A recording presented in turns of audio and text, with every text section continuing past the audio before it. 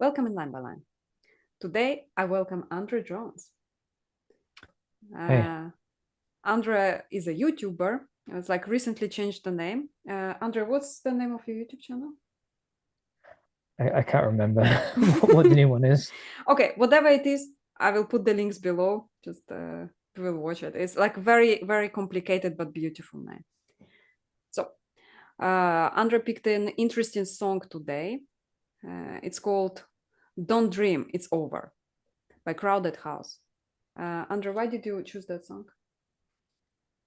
So Crowded House is one of Australia's and New Zealand's biggest exports.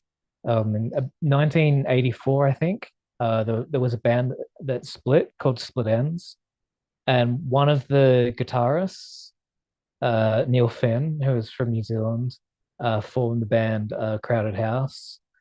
And their first debut album, which was I think self-titled, went 6 times platinum in Australia and 1 times platinum in the US. And this specific song is in my YouTube playlist of like just feeling good songs. Uh, One of the reasons being is that it the film clip is shown someone living in Melbourne, where I live, through different decades. So it's very like nostalgic and reminds me of home. But also the lyrics are um, they're very wholesome and uh, heartwarming, I'd say.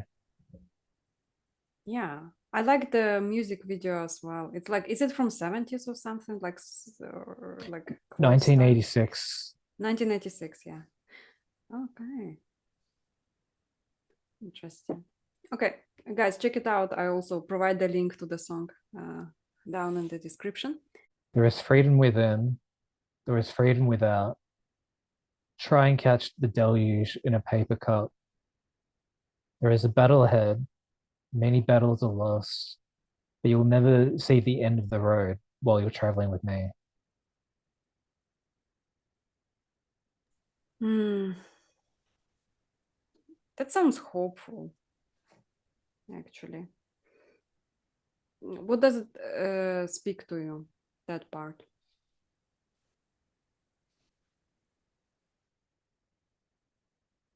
I think whenever we travel somewhere, especially in modernity, we have to do something. We have to work. We have to get somewhere because we're late. We don't often travel somewhere because we have the freedom to do so, and we have people to travel with. And it's always the times when we travel with our friends or go on road trips that we remember the best, have the most fun time, that stick in our head as the some of the best experiences of our life, I think. Hmm. I wanted to ask you, what does deluge mean? Try to catch deluge in a paper cup. A deluge is Uh, like a lot. Like a deluge is like a lot of water. So it's like trying to capture like 10 buckets of water in like a small paper cup. oh, So when it says there is freedom within, there is freedom without, you're trying to catch a deluge, trying to catch everything mm-hmm. in a small paper cup, but you've got the freedom to do what you want, Mm-hmm. even though you may only have like this small capacity. Like you might have like an hour of your day. You can still fit in as much fun as you want, as much happiness as you want. Um, you've got the potential to do anything you want, really. I think Traveling with that's what me. they're getting at. No, I was thinking about traveling with me. It's like this sort of promise. Even though some battles are lost, and there will be some more battles to potentially lose or win, I will still be by your side and you will be traveling with me. So that kind of promise of being there is very hopeful. It's like massively nice. Also, There is a quote that I'm reminded of. It's like that. I think it's by Carl Jung, and it's don't walk in front of me and call me a, a leader. Don't walk behind me and call me a follower. Just walk beside me and call me a friend. And I'm oh, reminded of that exact line when I read that. So there are battles ahead, but as long as you've got someone and a friend there next to you, like you can know you're at least always going to make it through it. I've got you, like basically. Yeah, Yeah. excellent. Also, that idea of trying to catch everything into tiny paper cup. It's like, is it us? Like our bodies or minds, tiny, fragile, like a paper cup, and we are trying to get all the experiences in the world. And he's like, Mm. you're free even if you don't go do it. Like there is freedom I to think do everything. Yeah. I think there's also the enormity of life. All these things we have to do, we can only do so much. But if we have the choice to select what we want to do, we can craft our life to be the perfect life we want. That's excellent. We are the people who choose that agency kind of thing. Yeah. I like that saying there was about choices. Make your own choices, or they will be made for you. That one. That one is my favorite line. I think something Sartre said it's man is condemned between birth and death to do one thing, and that's to make choices. Yeah, that's excellent. So, second stanza. Hey now, hey now, don't dream it's over. Hey now, when the world comes in, they come. They come to build a wall between us. We know they won't win. Yeah, that's like sort of urgency there, plus like a little bit of fear that somebody might come and break the bond between two friends. So how do you interpret it? I feel like there is a little bit of that, but I think it also shows that like the last line, we know that they can't win.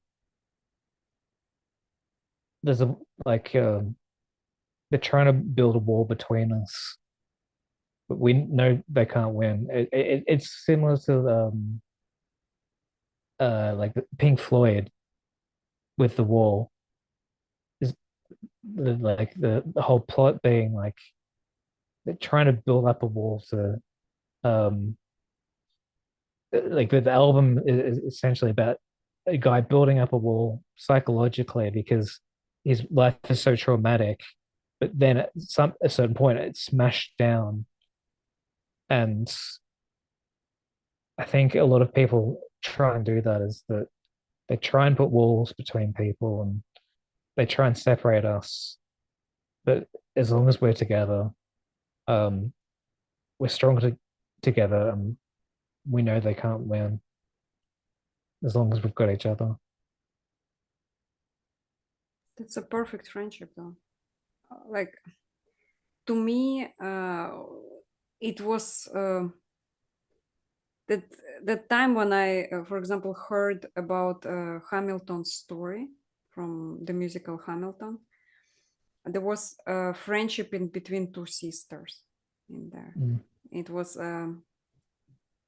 Eliza and her sister. Oh my God, what's her name? So they got each other's back and they kept pumping each other up. And so Hamilton's wife, together with her sister, were able to build a Washington Monument, like gather money for Washington Monument, and build orphanage, do a lot of Uh, stuff together. Like she alone would not do it. Like I alone would not do even what I do, because I need people by my side, but like people I trust, people who got my back, those sort of people, and they are everywhere. It's like people say they're rare. No, you actually like what missing is potentially kind of this loyal friends. They're like not that hard to find, but what you need is a mutual kind of desire to do that. It's like people who actually you are interesting enough, or your vision is good enough to attract that sort of crowd into your life. I think when you've got Mm-hmm. most loyal friends, it's as if like they share blood with you. Like the saying like the common saying is blood is thicker than water. But I think the original saying is the blood of the covenant is thicker than the water of the womb, which is um that if you share a covenant based in blood, which is sort of a theological reference, but it's stronger and it's like the strongest connection you can get because it's a connection between you, God, and your friend versus that and a mother, which you would think is the strongest connection possible.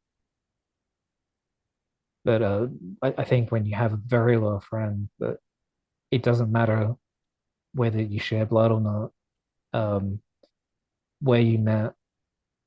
It's a friend that you can not see them for 6 months, and then when you catch up, you're just like, oh, what have you been up to? Oh, not much. Oh, great. And then it's just you pick up where you left off. You don't have to sort of rehash on the last 6 months because it doesn't matter. You have that bond there already. Yeah, but it doesn't happen from nothing. Like, in order to build that bond, you need to go through stuff together. We need to go through a bunch of like hand holding, crying, helping out, lifting each other up from shitholes, let's say, or like the bad situations. Like, friendships are built through the hard times, not Mm. only like, and then after you already have that bond, there is nothing that can break it. You can see each other even in 10 years, although it's hard to imagine to break, like to have that big of a break and connection. And still, you will you will pick up where you left off, because you already have something, some historical grounding, that you can, I do have a yeah. gap like that. I have a friend that I Mm-hmm. met through like an online forum. We just Mm-hmm. met up to smoke weed. Mm-hmm. Uh, and we just play video games and stuff. Then he moved to Amsterdam. We talked online through Facebook quite a bit, and I hadn't talked to him for like a few years. I decided to hit him up a few years ago, had a video call. Um, I won't say what therapy he was going through, 'cause it's personal stuff, but he was going through some stuff he needed help with. Um, and I gave him a bunch of video calls, and we hadn't talked in 11 years. And the first video call I gave him, we talked for 6 hours straight. And then I called him again the next week. Um, and I think for like 2 or 3 months until he finished uh, all his therapy. Um, and having like seen him go from like someone who just like I would give car lifts to sort of listen to music with to someone who's I think is like 8 years older than me, um, and needed a bit of assistance from someone who's known for like a long time but hasn't seen in person. Um, the that sort of connection you can get with people when there's a true friendship, I don't think it leaves you, whether it's distance or time. It just the bond is always there. Mm. That's beautiful. That makes me think about all those people I haven't talked to in a while. Because I have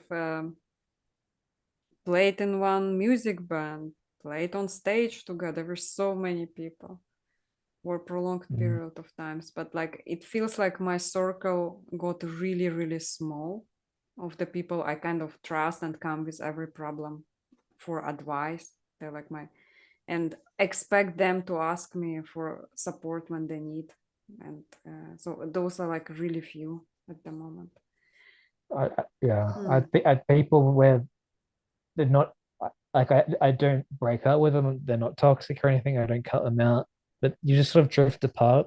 There's still a guilt there where you're like, I sort of want to still be the what like how can I keep them? But there's no point in sort of like reaching out to them because you'll be like, you're still doing that thing you're doing, and it's like Mm. you're just sort of trying to give them platitudes because you feel a little bit guilty. And some people just, I think, drift apart. Um, and I mean, it just happens, I think. Yeah, That's life. happens. Oh, it's like, how about next Um, answer? Oh, Now I'm towing my car. There's a hole in the roof. My possessions are causing me suspicion, but there's no proof in the paper. Sorry, but there's no proof. In paper today, tales of war and waste. You turn right over to the TV page. hmm. So I think saying here that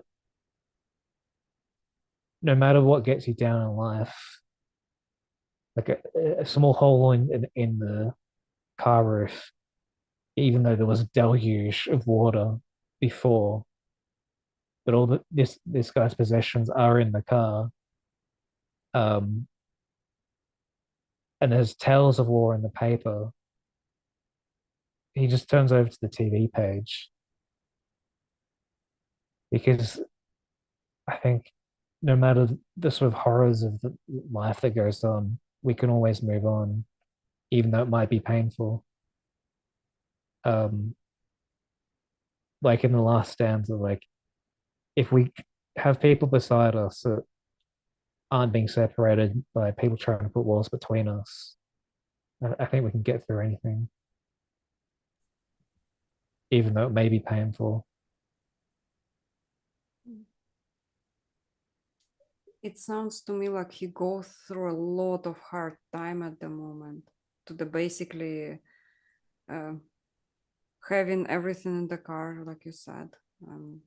And now catching everything with a tiny paper cup makes even more sense because it's not by choice somehow. It's like he's trying to save his possessions Hmm. somehow. He's trying with a paper cup to save whatever is in the car because there is no root, there is no protection. Um, to the TV page. Does he have a TV though? Or he just reads about TV?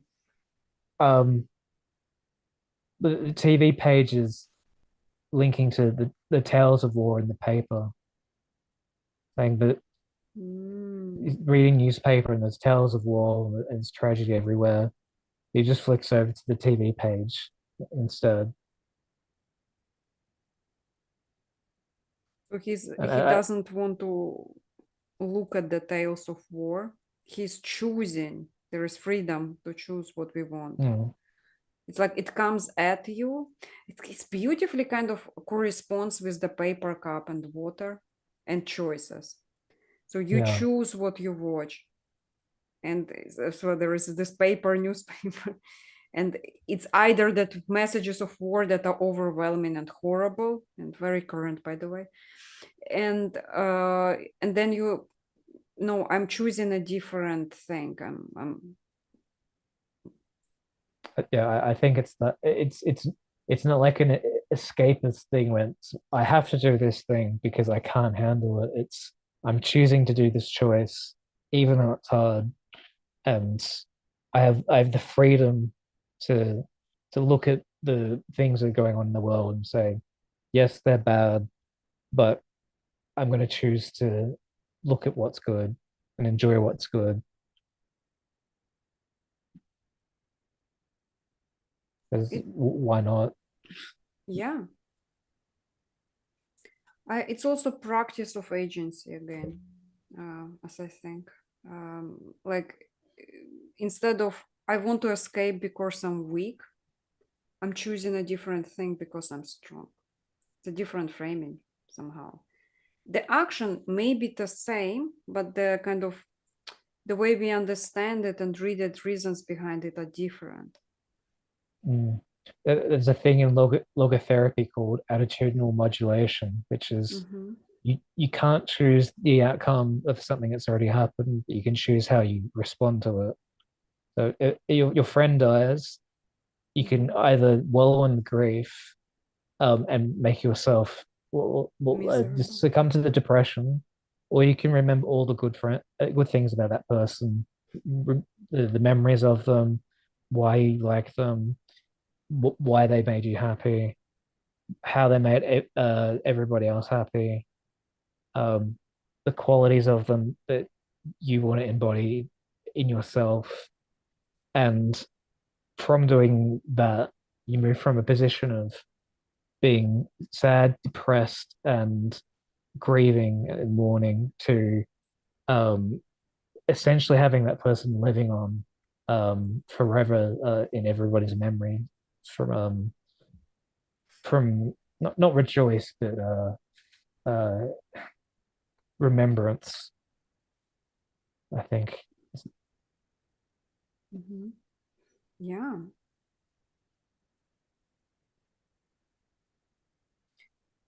Attitude modulation, you said? Yeah, attitudinal modulation. Okay. That's interesting. I will look it up. I think it's useful because there are a lot of things happening. It's very that we can't control. It's like, yeah, it's nice to have methods to put it into more kind of It, comforting.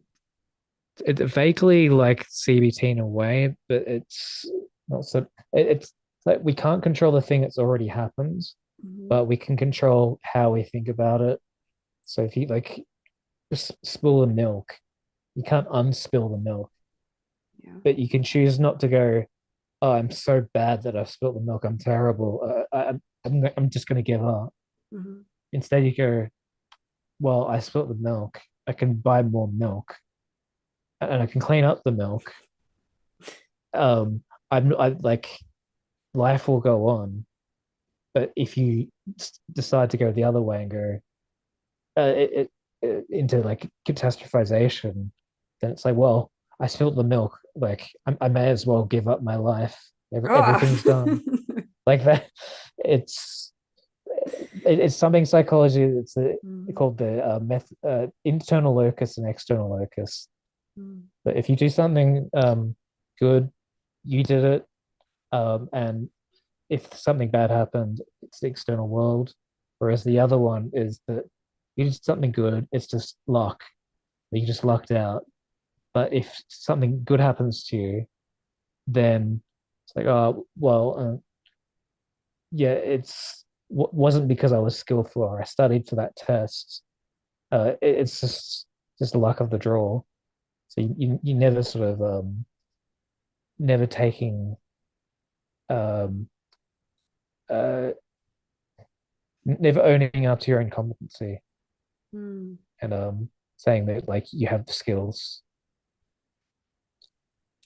I mean, uh, that, I don't know if it's that thing, uh, attitude modulation. How do you pronounce it again? Attitudinal modulation, I think. Okay, attitudinal. I don't know if I pronounced it correctly. That's Yeah, like it's close enough. Same thing, really. I I learned that thing, that saying. Somebody told me, if a problem can be fixed with money, then it's not a problem, it's expenses. And with expenses you can deal with. So I was like, what will happen if I spill the milk? I was like, immediately put a price tag on it. I was like, that's not that much. I tip the delivery boy way more. So like I kind of okay with that. Um, I put that kind of hack into my brain that makes me not to get like, oh my god, I'm spilled the milk. What's wrong with me? Well, Like that providing you've got money, because then you've got more problem. If you've got no money and you spill the milk, then it becomes then it actually is an issue because where are you going to get the money for the milk that you spilled? Mm, like but with that attitude you actually have the mindset to get money as well. That's the problem solving thing. Like I will get the problems, I can already foresee some problems, so I need to build my life this way so I have enough to pay for the problems I create, let's say. But like it had to be instilled in me early in life, otherwise I still have that other trick that happens sometimes, but I try to navigate from it. It's another thought, depending on my mood. I would spill the milk and was like, of course I spilled the milk. What else? Cat? So like, who cleans it up, basically?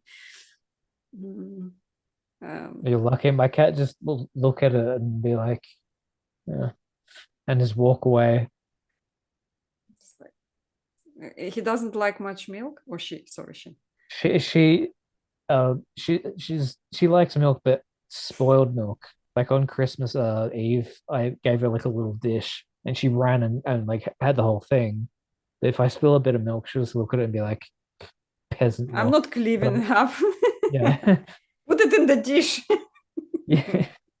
Like you have to serve it and stuff. It has to be also her favorite dish, but it should be cleaned in advance, but not with soap because soap Oh, smells. she's so spoiled. On her birthday 2 years ago, I got her blessed by Paul Van de Clay on the Bridges of Meaning server. Shut out. So she's guaranteed to heaven now. Oh my god. Mm. She's like, dude, I was blessed by Paul Vanderclay. I'm not cleaning up your mess. So she's ah, awesome. Maybe yeah, maybe that's why.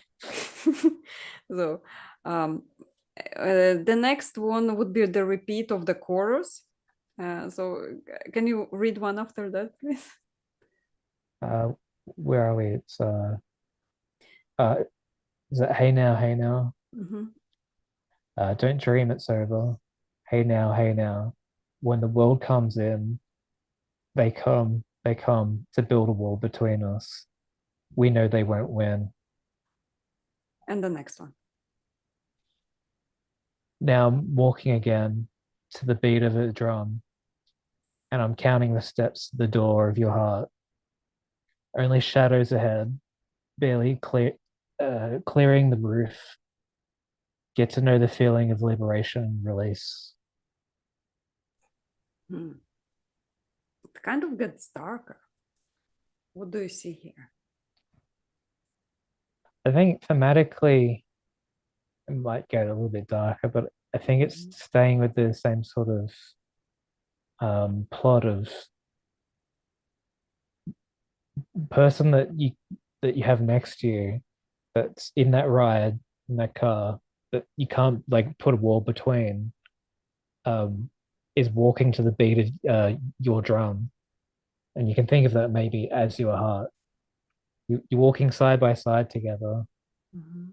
both counting, and he or she is counting the steps to the door of this other person that mean so much to them, and there's only shadows ahead. When you're only looking at shadows, um, it I think it seems like you may be sort of looking at fear, but um, could also be thought as the only light you want to see is the light of the other person once once you get to their door. You're counting those footsteps down, and then like they're the light of your life. And then you get to know the feeling of liberation and release. Mhm. So I kind of felt in here like he was in the car and everything was too overwhelming and the roof was leaking, everything was just too much. And he goes and the beat of the drum kind of going into this battle thing. I'm ready to face the shadows. I think he's like gathering all the courage to go and face the shadows, but the shadows are behind the door and it's behind her or his door. So he got out of his car in which he was staying, got himself ready for the shadows, and comes in to change the thing that kind of got him into the car in the first place. Hmm. Mm.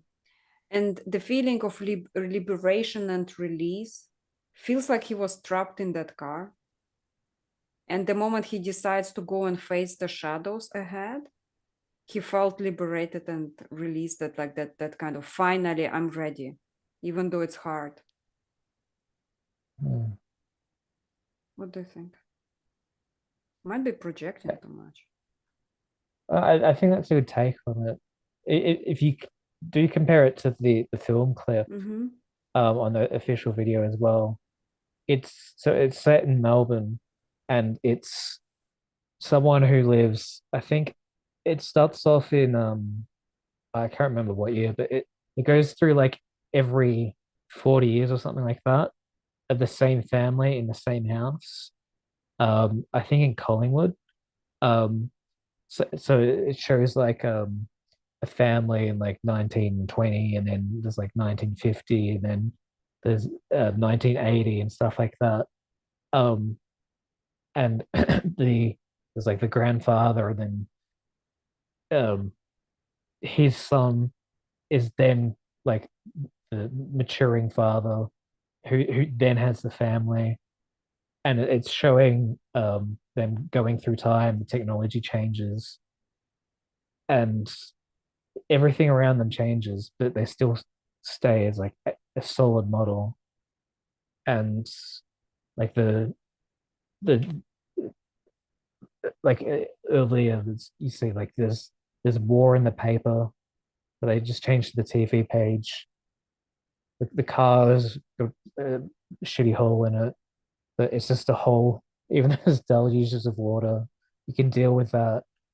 People try and put walls between you, but you can deal with that because you've got people who will stand next to you, um, and that you can trust and have loyalty with you. Hmm. Do you think it talks about family though? Like he was in the car, The clip, tried, the t yeah. with the video clip, Mm-hmm. I'm pretty sure it's a family. Um, Oh, I don't know if you removed it from the video clip though. If you could say it's about family, yeah. So because he to comes me, back to his family. part of it seems to me like it could be like a single mother like working two jobs, struggling, and like there's the delusions, Mm. there's all everything in the car, and um it seems like she may be struggling with all those things of life. But I think what it proves is it doesn't necessarily mean that we're going to end up in a bad situation, because further on she's uh he or she is counting um the footsteps to the door, and Mm. then they have liberation release. So Oh, I cool. think it's saying that, yeah, it's essentially that it's a return to home. It's no matter what happens that Oh, you will always have someone you can turn back to, whether it's uh physical home, or whether it's a spiritual home, or it's what some people say about family is like you have family that are blood related, and then you have family that like an inherited family where love will be love no matter what. And there are certain people that you just consider to be family. mm, And I think that there are bonds that can be lifelong that are that thick that mm. even though you don't live with them, you can say them welcome home because you consider them that close to you in your life. Yeah. Blood, blood bound. Beautiful. Hmm. So like the song is basically finishes there with chorus repeating, just like don't let them win, don't let them win, don't let them build the wall. Yeah, But it's hopeful. It did not get darker. It actually there is a change in there. Instead it of being says to stuck, build a wall between us. You know they can't win, so we know like they can't get between us. yeah. I think it's really speaking to like the indelible nature of the human spirit. Like no matter how much we think the world is going to be terrible and bad things happening all around us, if we keep working together, like that hope and our capacity for humanity is going to drive us forward. Mhm. That's beautiful, man. Thank you for bringing the song in. So, Pleasure.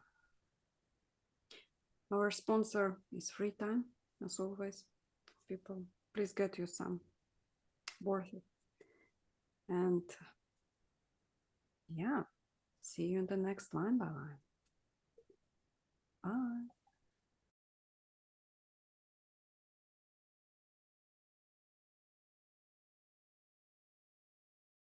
Yep. So that's basically it.